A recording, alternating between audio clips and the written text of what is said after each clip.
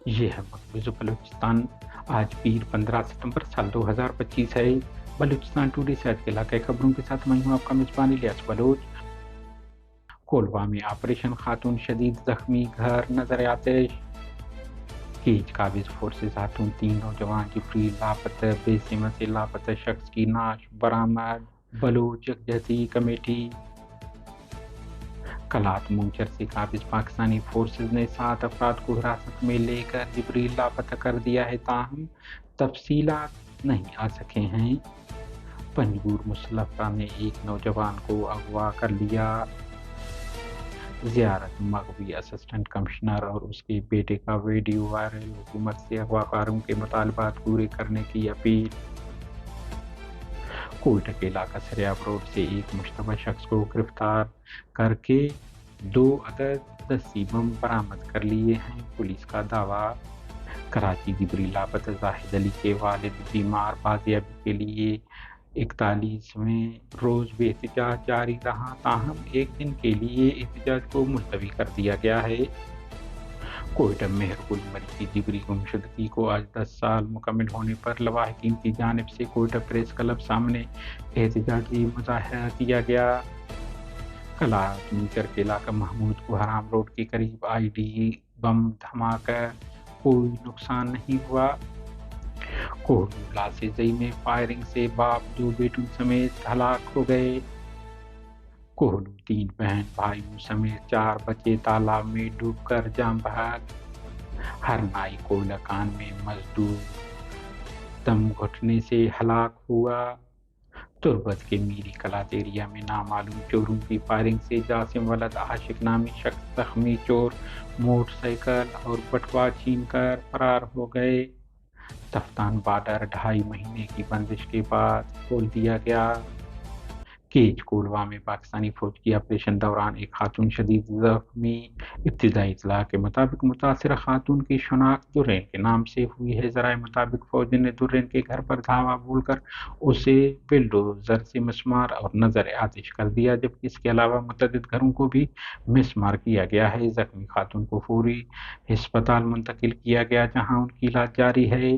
دوسری جانب پاکستانی فورسز کے ترجمان نے دعویٰ کیا ہے کہ کولوا میں بی ایل ایف کے قادر کاکا اور شہزاد نے مقامی آبادی کے درمیان اپنے خفیہ ٹھکانے بنا رکھے تھے، جہاں سے یہ بلوچستان کو خون میں نہلانے، ٹارگٹ کلنگ، بھتہ وصول کرنے اور عام بلوچوں کو ڈیتھ اسکواڈ کا نمائندہ ظاہر کر کے نشانہ بناتے تھے۔ تاہم علاقائی لوگوں نے پاکستانی فورسز کے دعوے کو مسترد کرتے ہوئے کہا ہے کہ فورسز نہتے لوگوں پر جارحیت کر کے گھروں کو مسمار کیا ہے اور علاقے میں فوجی آپریشن سے عام لوگوں کو نشانہ بنایا جا رہا ہے۔